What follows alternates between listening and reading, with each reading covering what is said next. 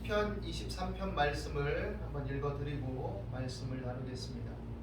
여호와는 나의 목자시니 내게 부족함이 없으리로다.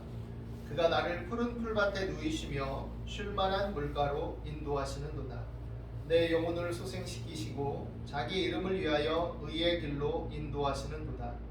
내가 사망의 음침한 골짜기로 다닐지라도 해를 두려워하지 않을 것은 주께서 나와 함께 하심이라. 주의 지팡이와 막대기가 나를 안위하시나이다. 주께서 내 원수의 목전에서 내게 상을 차려주시고 기름을 내 머리에 부으셨으니 내 잔이 넘치나이다. 내 평생의 선하심과 인자하심이 반드시 나를 따르리니 내가 여호와의 집에 영원히 살리로다. 사람이 일생을 살아가면서 다양한 일들을 겪습니다. 그래서 인생에 희로애락이 따른다고 얘기하죠.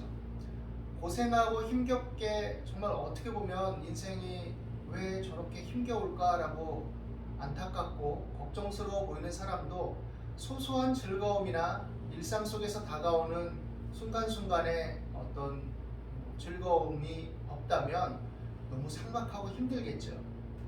그리고 항상 즐거워 보이는 사람일지라도 그 속에 어떤 슬픔과 아픔이 없을 수는 없을 것입니다. 다양하게 뒤섞여 있죠. 희로애락이 인생에 따르는데 어떤 한 부분, 한 면에만 집중되어져서 내 인생을 이해하고 받아들이고 거기에 고정된다면 삶은 참 살기 버거울 수도 있을 것입니다. 예를 들어서 어렵고 고통당하고 상처받았던 그 사건, 그 문제, 그 일, 거기에만 내가 몰입돼 있고 거기서 헤어나오지 못한다면 이것은 너무나 큰 슬픔이고 상처고 비극적인 얘기겠죠. 때로는 개인적인 어떤 겪은 상처와 아픔이 너무 커서 거기서 헤어나오지 못하는 사람도 있습니다. 또 때로는 집단적인 경험이긴 하지만 이 사회에 안겨준 그 사건의 의미가 너무 커서 많은 사람들이 여전히 그 일을, 그 사건을, 그 이야기를 떠올릴 때마다 큰 충격적인 생각, 또 아픔, 또 상처, 눈물 이런 것들이 같이 나타날 수 있는 그런 사건들도 있죠. 불과 얼마 전에도 우리는 이 사회에 그런 고통스러운 기억과 아픔을 갖고 있습니다. 여하간 이런 인생이 이 세상에서 이루어지는 이 일들이 전부라고 생각한다면 어떨까요? 어쨌든 우리의 삶은 이게 전부다. 즐거움을 겪든 아니면 슬픈 일을 겪든 어떤 일이 있든 간에 우리가 응애하고 태어나서 살아갈 동안만 그것이 내가 직면하고 받아들이고 느끼고 누리고 살아가는 것의 전부고, 그리고 이 땅에서 죽으면 끝이다. 아무것도 아니다. 일장춘몽이다.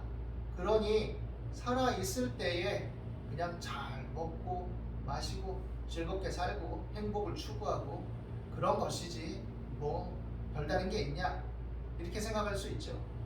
또 어떤 면에 있어서는 그러한 생각이 이 현실을 더 긍정적으로 받아들이고 또 열심히 살고 성실하게 어떤 것을 이루어내고 어떤 의미와 가치를 작은 일에도 부여해서 그것에 대해 만족을 느끼고 살아가는 원동력으로도 작용할 수 있는 부분들은 있습니다. 그렇지만 이 세상이 전부라고 할 때 사실 그것은 허망하죠. 그리고 또 한편으로는 그런 사고와 생각 속에 있다면 이 땅에서의 만족과 행복을 위해서는 못할 것이 없는 것입니다. 죽으면 끝인데 뭐. 소위 우리가 신앙의 어떤 믿음과 체계 안에서 말하는 하나님의 공의로우신 심판도 없다, 그렇게 생각한다면 뭐 우리에게 양심이 있어서 이게 어디서부터 기인한 건지 모르지만 뭐 누가 얘기했듯이 어떤 오랜 세월 속에서 유전적으로 진화적으로 우리 안에 어떤 공동체의 안녕과 건강과 종족 번성과 유지를 위해서 내재된 어떤 일종의 룰, 어떤 관습적인 도덕성, 이라고 표현할 수 있을지 모르지만 어쨌든 그런 것들이 있어서 우리가 조금 나쁜 일을 하거나 남에게 해를 끼치면 불편한 마음이 일어나, 뭐 이래서 내가 조금 착하게 살아야지라고 할 수 있을지 모르지만, 그렇지만 어쨌든 이 세상이 전부라고 한다면 이걸 부정할 수도 있는 거예요. 야, 이거는 오랜 세월 동안 유전적으로 내 안에 각인된 거, 종족 번성을 위해서 인류가 생명을 유지하고 개체를 번성케 위해서 내 안에 심겨진 코드이지 굳이 그걸 따를 필요가 있을까? 이성적으로 생각하자고. 이 세상이 전부인데 그러면 내 행복과 만족을 위해서 살아야지. 이렇게 결정을 내려버린다면 또 못할 일이 뭐 있겠어요? 나의 유익과 나의 만족을 위해서 어떤 이기적인 생각을 통해서 다른 사람을 해하고 착취하고 빼앗을 수 있는 힘이 있다면 얼마든지 발휘할 수 있겠죠. 그러나 우리는 하나님께서 이 세상을 창조하셨고 공의로 다스리신다는 것을 분명히 믿고 아는 사람들입니다. 이 세상에서도 이 공의의 룰이 작용하고 있고 우리가 인식하고 알듯이 이 양심이라는 것이 우리 안에 심겨진 도덕률이라는 것이 때때로 문화나 관습과 내가 자라온 풍토에 의해서 약간의 어떤 관습적 문화적 변형들이 일어나서 판단과 가치체계에 영향을 미칠 망정 근본적으로는 이 도덕률이 내 안에 하나님의 형상으로 들어있다라는 것을 우리는 생각해야 됩니다. 그렇기 때문에 우리는 생명을 소중히 여기고 또 하나님께서 마지막 때 심판하신다는 그 생각 속에 살아가고 있는 것이죠.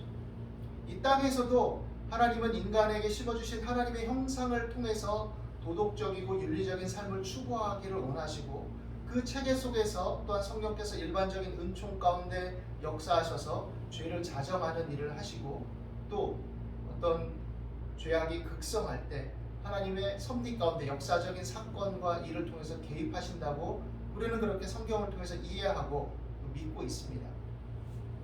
오늘 우리가 함께 읽은 이 다윗은 어떤 인물입니까?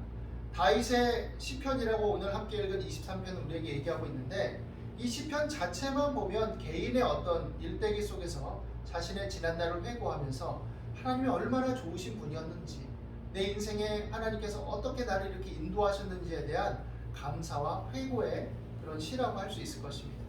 그리고 그런 하나님을 생각할 때 내 인생에 여러 희로애락이 있고 많은 어려움과 두려움, 생명의 위기, 다양한 일들이 있었지만 그럼에도 불구하고 하나님은 나를 붙들어 주셨고 살려주셨고 또 나와 함께 하셨다. 도리어 내가 꼼짝도 못할 상황임에도 불구하고 전화위복해 하셔서 내 원수의 목전에서 내게 잔치상을 차려주시고 내게 환대하시고 기쁨을 누리도록 해주셨다. 그러니 나는 평생에 하나님의 선하심과 인자하심이 함께 하실 걸 믿고 나는 여호와 하나님의 집에 영원히 살 것이다 라고 이렇게 노래하고 있는 것이죠. 이 시편의 내용들은 사실 전체 이 내용들은 바벨론 포로 이후에 전체적으로 다 모아져서 편집되고 또 이스라엘 백성들에게 들려졌을 것입니다. 왜냐하면 바벨론 포로기 상황에 대한 이야기들이 나오죠. 우리가 바벨론 그 강가에서 지난날 포로로 잡혀오기 전에 하나님의 전에서 노래하고 찬양했던 것, 하나님을 예배하고 또 하나님의 보호하심에 살았던 것을 생각하면서 바벨론 사람들의 조롱과 어떤 수치스러움 속에 울면서 있었던 것을 회고하고 기억하기 때문이죠.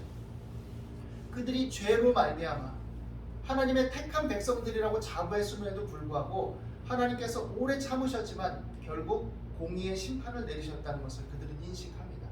그리고 나서 하나님 안에 살 때가 얼마나 행복이었나, 우리가 왜 그것을 깨닫지 못하고 하나님의 공의와 인자와 긍휼을 따라서 우리 삶을 살아가지 않았을까 라고 되새기고 생각해 보는 것이죠. 그들의 입장에서 이 다윗의 시편을 읽었을 때는 그들이 존경하는 또 그들이 좋아하는 다윗 왕의 어떤 일대기를 생각할 수도 있었겠지만 또 민족적인 명함도 생각했을 수 있을 것입니다. 다윗은 일개 목동에 불과했어요. 아버지가 주목하지 않았던, 형제들도 별로 그렇게 취급하지 않았던, 소홀히 취급됐던, 어머니의 이름도 기록되지 않고 어떤 사람인지도 잘 모르겠고 뭔가 가족에 스토리가 있나? 문제가 있었나? 추측해 볼 수 있을 만한 사람. 주목도 받지 못한 상태에서 어린 시절부터 둘로 내보내져서 양떼를 치던 목자. 그러나 하나님은 그를 주목하셨죠. 낮고 천한, 부족하고 연약한, 누구도 돌보지 않는 그 다윗을 하나님은 주목하셨습니다. 그 마음에 있는 작은 순수함, 하나님을 향하는 어린 아이의 갈급함, 어린 소년의 또 열망, 이런 것들을 보셨죠. 그리고 그를 긍휼히 여기시고 사랑하시고 택하셨습니다. 그는 일개 양치기에 불과했지만 이스라엘의 왕으로 택함을 받죠. 그리고 그 안에서 왕으로 택함 받았을 때 이제는 승승장구할 것처럼 기대되지만 그럼에도 불구하고 그가 한 일이 하나님의 영광을 드러내고 이스라엘 백성들이 위기에 처했을 때 왕과 이스라엘 백성들에게 큰 도움이 돼서 골리앗이라는 블레셋 장수를 물리치고 하나님께 영광을 돌리고 왕이 위기에 처했을 때 그것을 벗어나게도 하고 이런 일들을 했음에도 불구하고 오히려 시기와 질시의 대상이 되고 도망자 신세가 되고 생명의 위협을 오랜 세월 동안 받아야 하고 우여곡절 끝에 살아남고 고통스러웠고 자기한테 다가오고 찾아오는 사람들은 항상 상처받고 고통받고 어려운 사람들만이 찾아오고 이런 상황 속에 많은 압박과 부담을 짊어진 채 떠돌이 신세를 져야 됐던 그런 사람이었던 것이죠. 그러나 하나님은 그를 끝까지 지키시고 돌보셨다라는 것입니다. 왜? 그럼에도 불구하고 때때로 흠도 있고 부족함도 있고 인간적인 약함도 드러내는 다윗이었지만 하나님을 바라보고 소망하고 갈급했기 때문이죠. 다윗의 이 시편을 통해서 이스라엘 백성들은 무엇을 생각했어야 하냐면 다윗과 같이 낮고 비천한 우리 민족들 별 볼 일 없는 자들이었지만 애굽의 노예였지만 하나님이 약속하신 바에 따라 우리를 택하시고 구원내셨었구나. 우리는 왜 이걸 잊었던가? 하나님의 은혜를 왜 잊었던가? 왜 조금 잘 먹고 잘 살고 뭔가 번성하니까 우리 힘으로 된 것처럼 착각하고 우상을 숭배하고 법을 거스리고 공의를 깨뜨리고 재판을 굳게 하고 선지자들의 말을 귀담아 듣지 않고 오히려 우리의 귀를 간지럽히는 거짓 선지자들의 말을 더 좋아하고 그들을 부추기고 그들을 높이고 참 선지자들을 내쫓고 학대하고 비판하고 핍박하고 왜 그랬을까? 라는 이러한 반성과 성찰이 있어야 되는 것이죠. 그리고 있었을 것입니다. 다윗은 그 속에서 하나님을 경외함으로써 결국 그 어려운 위기들을 잘 극복해 나갔고 때때로 실수하고 허물도 있었지만 하나님을 경외하고 회개하고 돌이키고 이런 삶을 삶으로써 이스라엘의 왕으로서 굳건하게 서게 되죠. 그런데 치명적인 실수를 또 저지릅니다.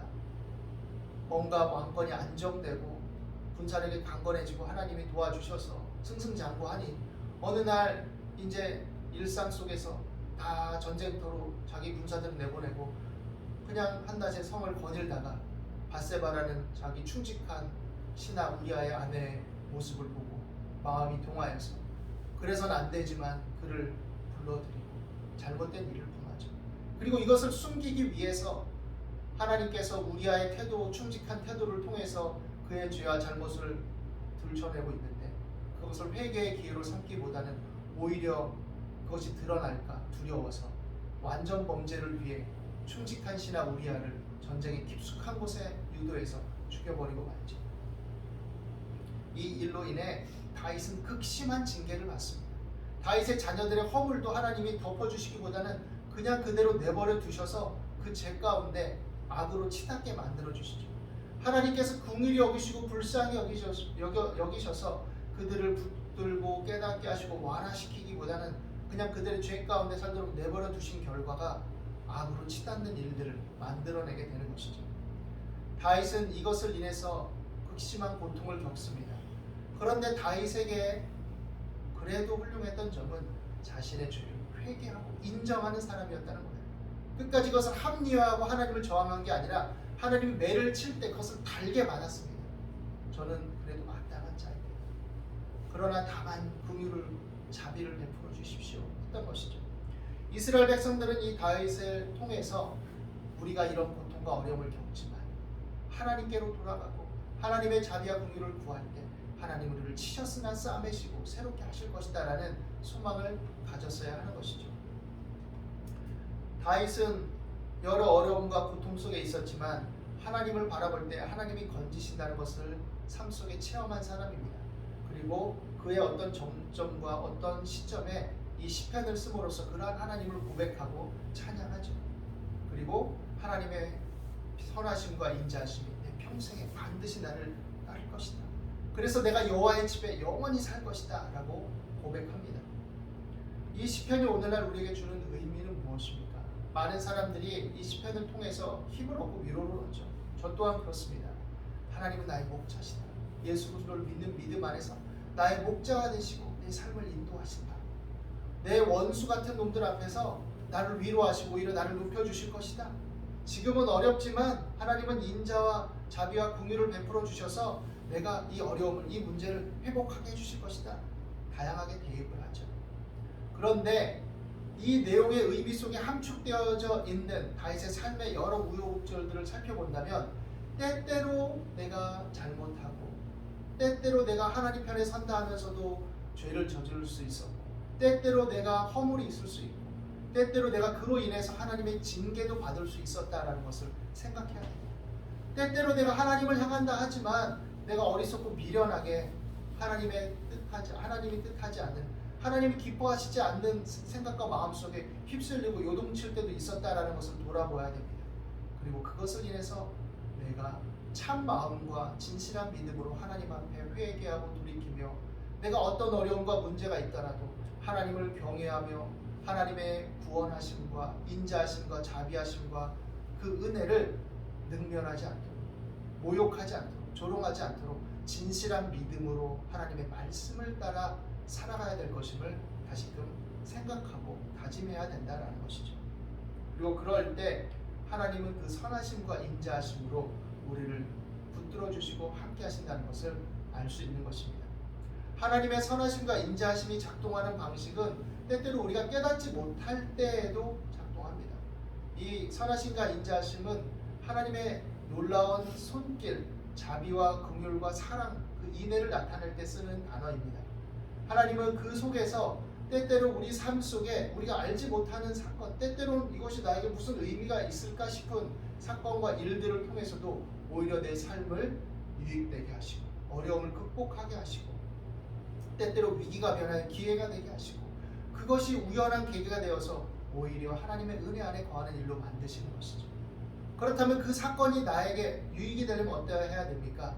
하나님의 인애와 자비와 긍휼을 믿는 자로서 그 삶 속에서 진실과 정직과 겸손으로 하나님의 의를 쫓아 어떤 사건과 만남과 일 속에서든 그렇게 살아갈 때 그런 믿음의 어떤 자세를 가지고 믿음의 태도를 가지고 살아갈 때 그것이 유익되게 만드시는 것이죠. 그렇지 않고 어리석고 미련한 판단을 한다면 오히려 어떤 사건이나 일들을 겪을 때 악을 행하고 탐욕을 부리고 이기심을 작동시키고 불법을 행하는 것으로 어떤 무언가를 창출하려고 한다면 하나님은 그 속에 인자와 자비와 긍휼로서 하나님이 이루고자 하는 의로운 일들을 이루실 수가 없는 것입니다. 하나님의 성품과 반대되는 일들을 하나님은 하시지 않는 것이죠. 그렇기 때문에 이 시편이 우리에게 큰 힘이 되고 하나님은 과연 그리스도 예수 안에서 우리가 목자가 되시고 과연 우리를 부족함이 없게 만드실 분이시지만 그러나 우리가 일상의 삶을 통해서 살아갈 때 어떻게 살 것인지 어떻게 살아가야 되는지에 대한 질문도 함께 들어있는 말씀이라는 것을 기억할 수 있게 되기를 바랍니다. 그럴 때 하나님을 사랑하는 자, 곧 그 뜻대로 부르심을 입은 자들에게 모든 것이 합력하여 선을 이루게 되는 것입니다. 자기 삶의 규모 안에서 자기 분량 안에서 내가 하는 일들을 통해서 하나님은 그 속에서 하나하나 이루어 가시고 쌓여지게 하시고 결실케 하시는 하나님이신 것이죠. 오늘 그 안에서 하나님을 신뢰하고 하나님께 더 가까이 나가게 되기를 바랍니다. 과연 하나님은 나의 목자이듯이 내가 그 목자의 음성을 따르고 그 목자의 음성에 반응하고 있는지에 대해 생각할 수 있게 되기를 바랍니다. 하나님의 선하심과 인자하심을 헛되이 받지 말고 그 은혜에 감사함으로 화답할 수 있는 저와 여러분들이 되시기를 예수님의 이름으로 축원합니다. 기도하겠습니다. 두려워 말라 내가 너와 함께 함이니라. 놀라지 말라 나는 내 하나님이 됨이니라. 내가 너를 굳세게 하리라. 참으로 너를 도와주리라. 참으로 나의 의로운 오른손으로 너를 붙들리라 하신 하나님, 하나님의 말씀 안에서 하나님 진실하게 정직하게 겸손하게 살 수 있도록 우리들을 붙잡아 주시고 이 어려운 시기를 겪는 가운데 하나님의 의를 힘입고 하나님의 선하심과 인자하심을 힘입고 담대하게 이겨나갈 수 있도록 우리에게 자비와 긍휼을 베풀어 주시고 길을 열어주시고 인도하여 주옵소서. 믿음을 주시고 하나님의 성령으로 충만하게 도와주시고 앞길을 인도하여 주옵소서. 하나님을 사랑하는 자 곧 그 뜻대로 부르심을 입은 자들에게 모든 것이 합력하여 선을 이룰 줄 믿습니다. 감사와 찬송을 드리며 예수 그리스도 이름으로 기도드립니다.